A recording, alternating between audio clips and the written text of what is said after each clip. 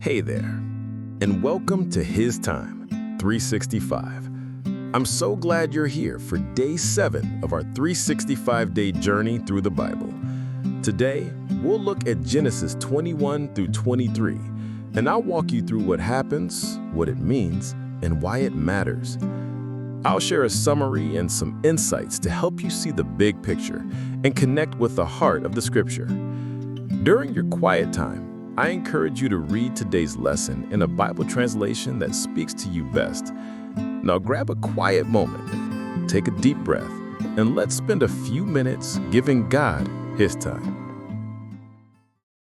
The Promises Fulfilled, a journey through Genesis 21 to 23. Have you ever waited for something you truly desired, only to find that the wait was longer than you expected? In Genesis 21 to 23, we see the culmination of God's promise to Abraham and Sarah, and the profound lessons that come with faith, family, and the unfolding of God's plan. In Genesis 21, the long-awaited birth of Isaac finally arrives. God had promised Abraham that he would be the father of many nations, but the journey to this moment was anything but straightforward. After years of waiting, with Sarah being well beyond the age of childbearing, they finally hold their son, Isaac, in their arms. Sarah joyfully declared, "God hath made me to laugh," Genesis 21:6, a testimony to the joy that comes with fulfillment after years of hope. As we continue into chapter 21, we see the complex family dynamics unfold. Hagar, Sarah's maid, had previously borne Abraham's first son, Ishmael. Now, with Isaac's arrival, tensions rise. Sarah sees Ishmael mocking Isaac and urges Abraham to cast out Hagar and her son. This is a painful moment, as Abraham is deeply troubled by this decision. Yet God comforts him, emphasizing that Isaac is the child of promise. God reassures Abraham that he will take care of Ishmael, saying, "I will make him a great nation." Genesis 21:18. This highlights a critical aspect of God's character. His compassion extends beyond the boundaries we often impose. In the following verses, we witness God's faithful provision for Hagar and Ishmael in the wilderness. As their water runs out, Hagar, in despair, places Ishmael under a bush and steps away, not wanting to watch him lose his life. But God hears the boy's cries and sends an angel to comfort Hagar, reminding her that he has a plan for Ishmael's future.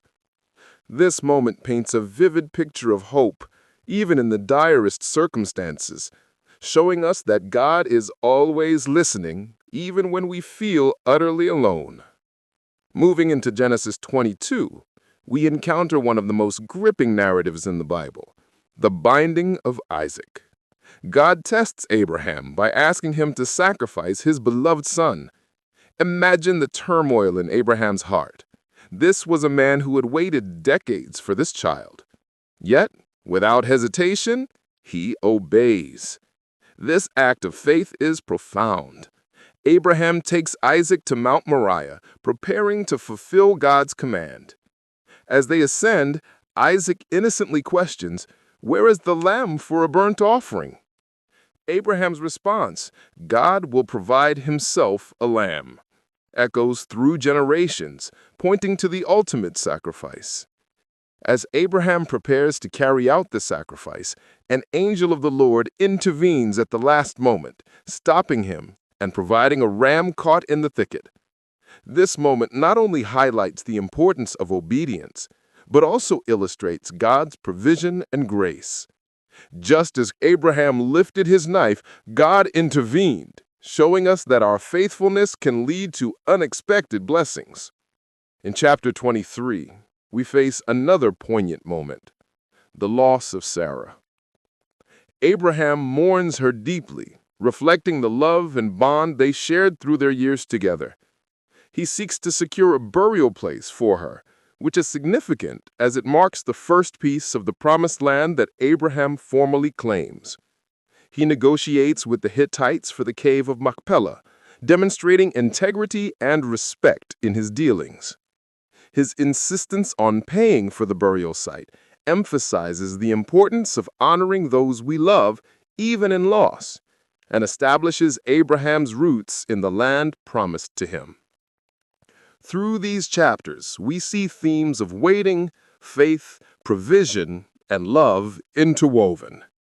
The challenges faced by Abraham and Sarah mirrors many of our experiences today. For instance, consider the pressure we feel in our careers.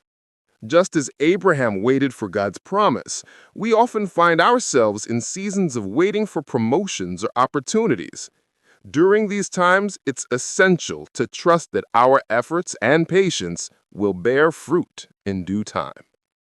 In family life, the complexities of relationships can feel overwhelming. Like Abraham, who dealt with family strife between Sarah and Hagar, we may face tensions in our households. Navigating such relationships requires grace, communication, and a willingness to trust God's guidance. When it comes to finances, Abraham's negotiation for Sarah's burial site teaches us about the value of integrity. In our financial dealings, whether buying a home or managing our budgets, being honest and fair is crucial. Trusting God's provision can help us make wise choices even in challenging times. In the digital age, we often grapple with feeling isolated despite being constantly connected. Hagar's moment in the wilderness resonates with many of us who may feel unseen or unheard in our struggles. Remembering that God is always listening can provide comfort in our darkest times, encouraging us to reach out to others who may be feeling the same way. As we reflect on these chapters, we see that God's promises are fulfilled in His timing, not our own. We're reminded that even in our waiting, He is working behind the scenes.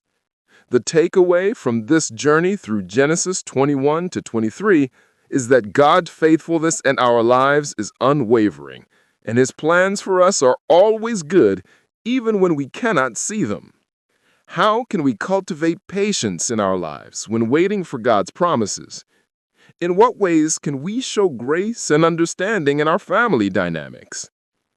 How does the story of Abraham and Isaac challenge your view of sacrifice and trust in God? Thanks so much for joining me today for HisTime365. Remember, today's reading is Genesis 21 through 23, so be sure to spend some time with those verses during your quiet time. Tomorrow, we'll be diving into Genesis 24 through 26, so feel free to read ahead if you'd like to prepare. If you enjoyed this time together, don't forget to like, subscribe, and tap the bell so that you never miss a day on this journey. I'll see you back right here tomorrow for day 8. Until then, stay encouraged, and thank you for giving God His time today.